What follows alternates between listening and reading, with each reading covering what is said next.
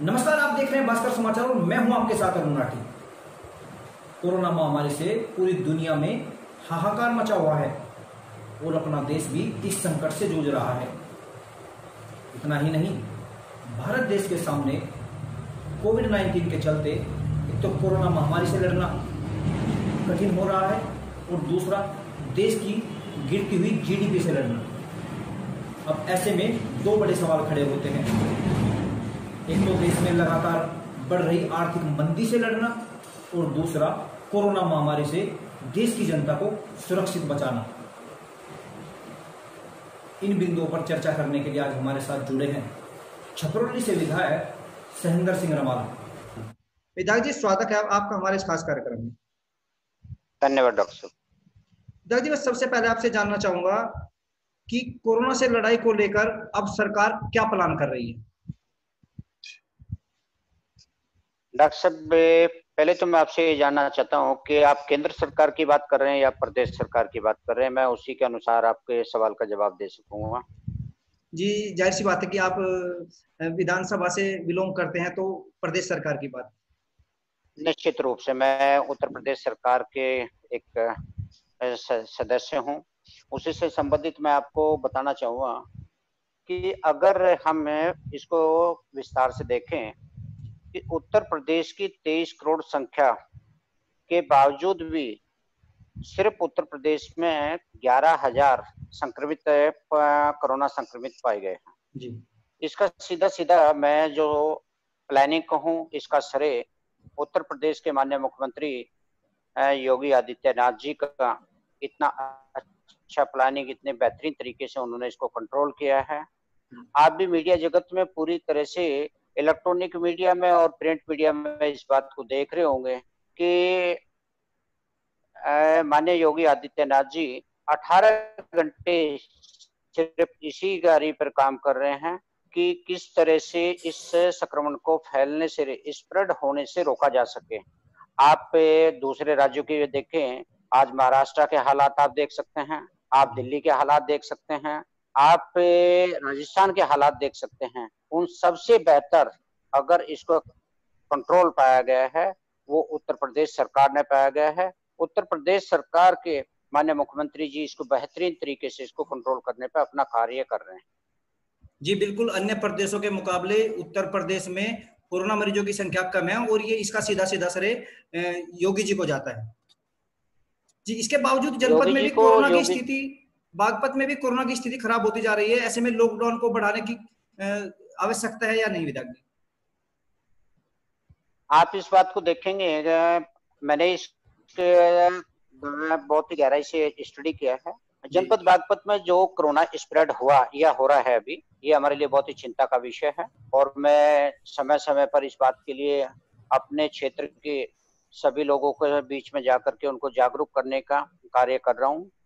अगर हम इसको बागपत में जो संक्रमण फैल रहा है, आपने देखा होगा कि दिल्ली में जो हमारे साथी, हमारे दोस्त, हमारे परिवार के गांव देहात के लोग कार्य कर रहे हैं, चाहे वो दिल्ली पुलिस में है या उनका कोई छोटा मोटा कारोबार है या किसी अन्य विभाग में काम कर रहे हैं, जितना तेजी से दिल्ली में फैला है और वो दिल्ली से रोजाना उनका बागपत से कनेक्शन रहा, आना जाना रहा, उसको लेकर के स्प्रेड हुआ है। अगर आप ये कहें, जनपद बागपत में जब पहले शुरुआत हुई वो जमातियों के थ्रू शुरुआत हुई थी, उसके बाद में जो बागपत में जिस रफ्तार से बढ़ रहा है, वो रफ्तार से बढ़ने का कारण सिर्फ और सिर्फ हमारे साथ लगते प्रदेश दिल्ली का एक कारण है कि दिल्ली के लोगों का यहाँ आना जाना, दिल्ली के लोगों का यहाँ कनेक्शन है, उसकी वजह से बढ़ रहा है। जी, क्या आपको नहीं लगता कि लॉकडाउन का सही से पालन नहीं किया जा रहा है, इसलिए एक 15 दिन के कर्फ्यू की आवश्यकता है? नहीं, मैं ये बिल्कुल नहीं मानता, क्योंकि आप डॉक्टर साहब इस बात को देखेंगे कि बहुत सारा आप साधन संपन्न है, बहुत सारे लोग हैं, जैसे कि आप मोची को ले लीजिए, रिक्शा चालक को ले लीजिए, आप सैलून को ले लीजिए, आप सब्जी वाले को ले लीजिए, जो रोजाना अपने पालन या के लिए, अपने पेट को पालन के लिए, अपने परिवार के पालने के लिए रोजाना कमाने और खाने वाले लोग हैं। अगर लॉकडाउन को लंबा किया जाए, दोबारा से लॉकडाउन को किया जाए, तो ऐसे एक हमारे बीच में हमारे लोग हैं कि जिनको अपने खाने के लिए एक एक दाने के एक वक्त की रोटी के लिए मोहताज होना पड़ता है। जी इसमें बिल्कुल। बचाव, इसमें सुरक्षा, जहां तक मैं समझता हूँ अपने फेस को कवर करना, जरूरी नहीं कि आप मास्क से कवर करें, उसको आप किसी अच्छे कपड़े से भी कर सकते हैं।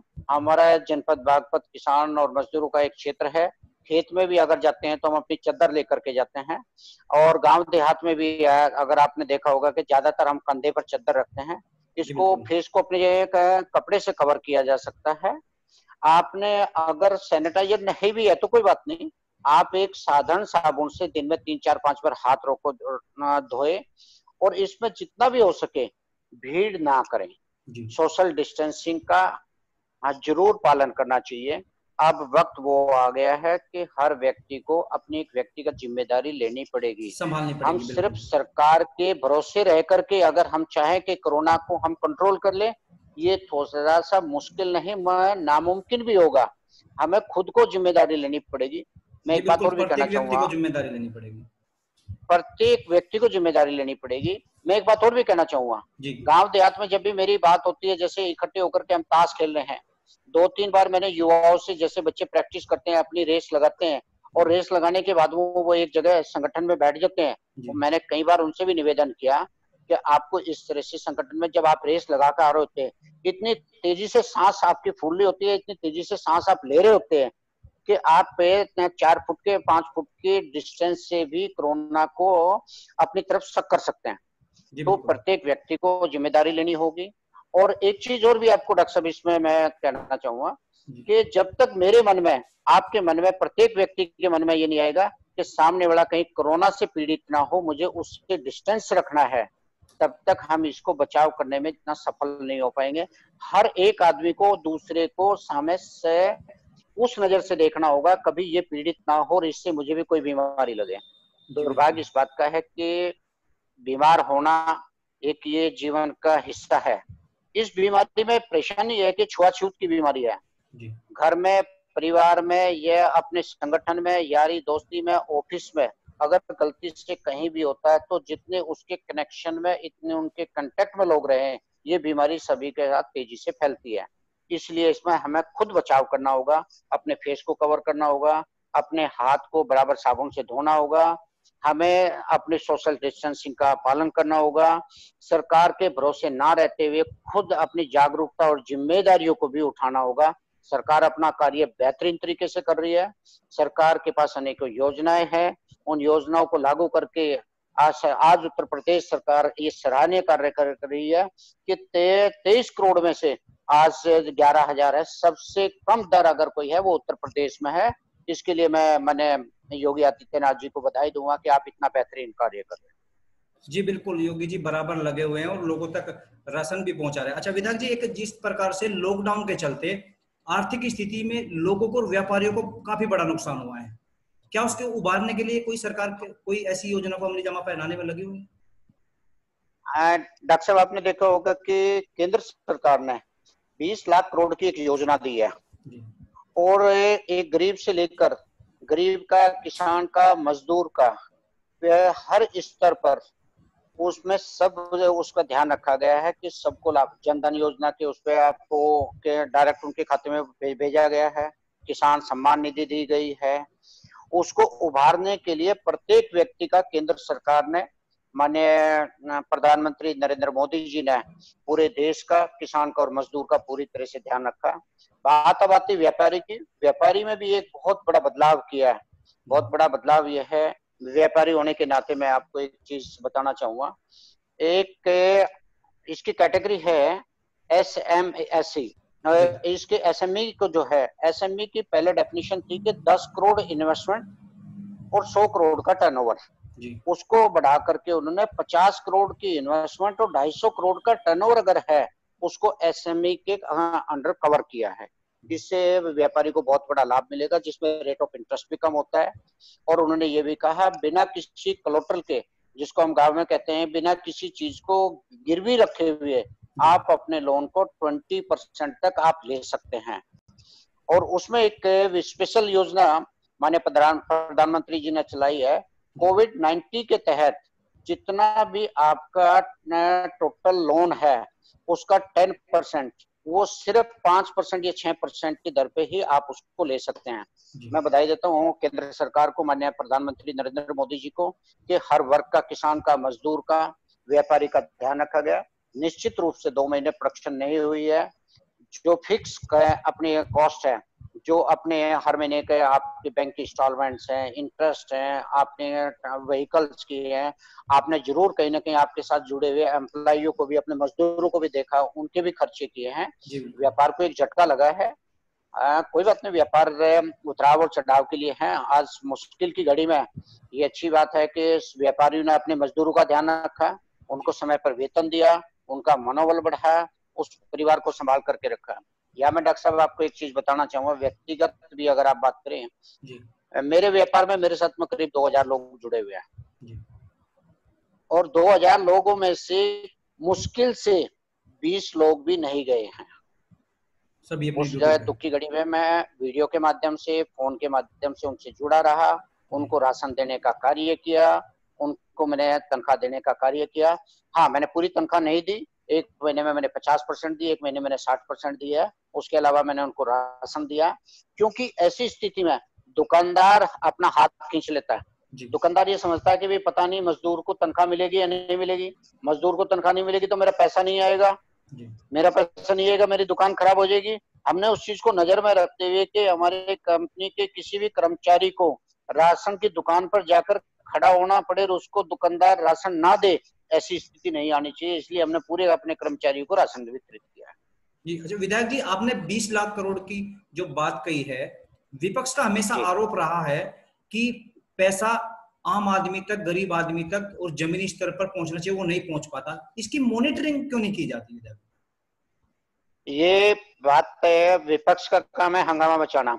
आपने डॉक्टर साहब सुना भी होगा, विपक्ष ने मैं कहूं कि कांग्रेस ने माननीय मुख्यमंत्री जी से अनुरोध किया कि हम आपका कुछ इसमें सहयोग करना चाहते हैं और मजदूरों को लाने के लिए हम 1000 बसें देना चाहते हैं। माननीय मुख्यमंत्री जी ने सहर्ष उसको उनको अनुमति दी और उसकी लिस्ट मांगी। जब लिस्ट मांगी तो उसमें कोई ऑटो की वो मिली है, कोई मोटरसाइकिल की मिली है, कोई स्कूटर की मिली है। ऐसा बद्दा मजाक करना, उनको इस तरह की अफवाह उड़ाना, भ्रमित करना, अपने खोई हुई जमीन को वो पाने के लिए किसी भी तरह से कोई भी अफवाह चलाना, कोई भी बात करना उनके लिए स्वाभाविक है जी। जब विधायक जी कोविड-19 के चलते आप लोगों के सामने भी एक बड़ी कठिनाई आ रही है, जिस प्रकार से आप लोगों की विधायक निधि कोविड-19 के लिए आपने दी है, तो आपको कहीं ऐसा नहीं लगता कि वो पैसा वहां देने से जो क्षेत्र में विकास में जो पैसा लगना था वो नहीं लग पाएगा, तो कहीं ना कहीं कठिनाई आपको भी होगी? डॉक्टर साहब, ये मेरा अपना व्यक्तिगत मानना है। मेरे लिए देश सर्वोपरि है और इस देश का नागरिक मेरे लिए सर्वोपरि है, और उसके बाद में क्षेत्र और मैं आता हूँ। सबसे लास्ट में मेरी अपनी प्राथमिकता है। आज देश संकट की घड़ी में है, देश को मदद करना हम सब नागरिकों की एक नैतिक जिम्मेदारी बनती है। आज आपने देखा कि उत्तर प्रदेश में 23 लाख मजदूर बाहर से आए। उन मजदूरों को लाने का खर्चा, उन मजदूरों को आइसोलेशन में रखने का वहां पे खर्चा, जो 11,000 से पीड़ित हैं, जो कोरोना वायरस से पॉजिटिव पाए गए, उनके इलाज का खर्चा, वो सारा खर्चा करने के लिए, और उसके साथ साथ में 2 महीने किसी भी तरह का प्रदेश में कोई राजस्व नहीं आया। जितना लिकर थी, लिकर पूरी तरह से बंद था, उससे राजस्व आता है। इंडस्ट्रीज से पूरा जीएसटी आता है, वो पूरा बंद था। तो प्रदेश को चलाने के लिए और इन सब की मदद करने के लिए, इलाज करवाने के लिए एक मात्र यही हमारे पास रास्ता था। नया विकास कराना भारतीय जनता पार्टी की प्राथमिकता है। हालात ठीक होंगे। पिछले साल भी अगर 2018-19 की बात करूं मैं, माननीय मुख्यमंत्री जी ने प्रत्येक विधायक को 5-5 करोड़ रुपया निधि के अतिरिक्त दिया था।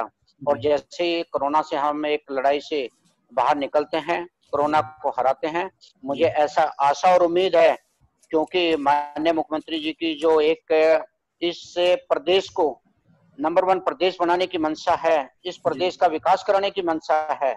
जैसे ही हमारी इंडस्ट्री चलती है, हमारे पास में राजस्व आता है, तो निश्चित रूप से माननीय मुख्यमंत्री जी हमारी निधि से भी डबल पैसा क्षेत्र के विकास के लिए जरूर देंगे जी। अच्छा विधायक जी, एक छोटा सवाल, क्षेत्रीय अस्पतालों में आम लोगों के लिए जो ये हॉस्पिटल खुले हैं बंद है, वो कब तक बंद रहेंगे?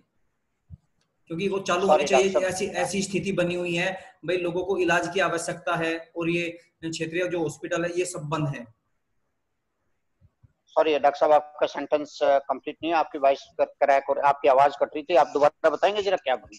मैं कहना चाह रहा था, जिस प्रकार से क्षेत्रीय जैसे पीएचसी सीएचसी है, सीएचसीओ में भी अभी इलाज की कोई सुविधा नहीं है, वो भी कोविड-19 के चलते बंद कर दी गई है, जबकि इस ये तो समय ऐसा है कि सीएचसी में इलाज और बढ़ा देना चाहिए था, इमरजेंसी सुविधा इलाज चालू कर देनी चाहिए थी, वो सभी बंद पड़ी हुई है। डॉक्टर साहब तो इसको आपको नहीं लेकर लगता है के चालू हो जानी मैं, चाहिए थी? हाँ हाँ डॉक्टर साहब, इसको लेकर के मेरे डीएम से भी बात हुई है, इसको लेकर के मेरी सीएमओ से भी बात हुई है। बंद करने का मतलब उन्होंने पहली प्राथमिकता कोरोना स्प्रेड ना हो, कोरोना भयानक रूप ना ले, हमें पूरी प्राथमिकता उसको देनी है। कोरोना को रोकने के लिए हमें डेली कितने टेस्ट करने हैं, किन लोगों को आइसोलेशन में लेना है, उनको क्या ट्रीटमेंट देना है, प्राथमिकता उस पर दी गई है। ऐसा नहीं है कि जितने भी हॉस्पिटल्स हैं रूटीन की, चाहे आपकी कोल्ड कप की बात है, चाहे उसमें फीवर की बात है, मेजर ओपीडीज नहीं हो रही है, ये इलाज वहां पे है। और अगर वहीं उसका आपको लगता है कि कहीं उसमें, मैं इस बात का दोबारा फिर संज्ञान लेते हुए और मैं आपको इसकी रिपोर्ट जरूर दूंगा। जी। अच्छा विधायक जी, आखिरी सवाल किसानों से जुड़ा हुआ है कि गन्ना बेल्ट होने के चलते क्षेत्र के गन्ना किसानों को किस तरह की राहत मिलने जा रही है, और चीनी मिली द्वारा जो गन्ना भुगतान किया जा रहा है उसको दिलवाने के लिए आपकी तरफ से क्या प्रयास किए जा रहे हैं? डॉक्टर साहब, भारतीय जनता पार्टी पूरे तरह से अपने वचनबद्ध है। किसान को उसकी फसल का समय पर उसकी लागत का और उसके भुगतान जरूर मिलना चाहिए। यहाँ पे जो पिछले 25 साल से इस तरह से कांटे बोए हुए हैं, कीकर के पेड़ लगाए हुए हैं, उन कीकर को निकाल करके यहाँ पर दोबारा से गुलाब के फूल लगाना, फलदार पेड़ लगाना, छायादार पेड़ लगाना, इसमें समय लग रहा है।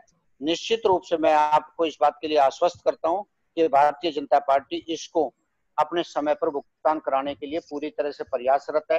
पिछले साल भी आपने देखा, एक सॉफ्ट लोन देकर के किसानों को समय पर भुगतान कराया। भारतीय जनता पार्टी किसानों के लिए चिंतित है, किसानों की चिंता करती है और उनको समय पर उनका भुगतान दिलाने के लिए पूरी तरह से प्रयासरत है, वह समय पर उसको प्रयास करेंगे।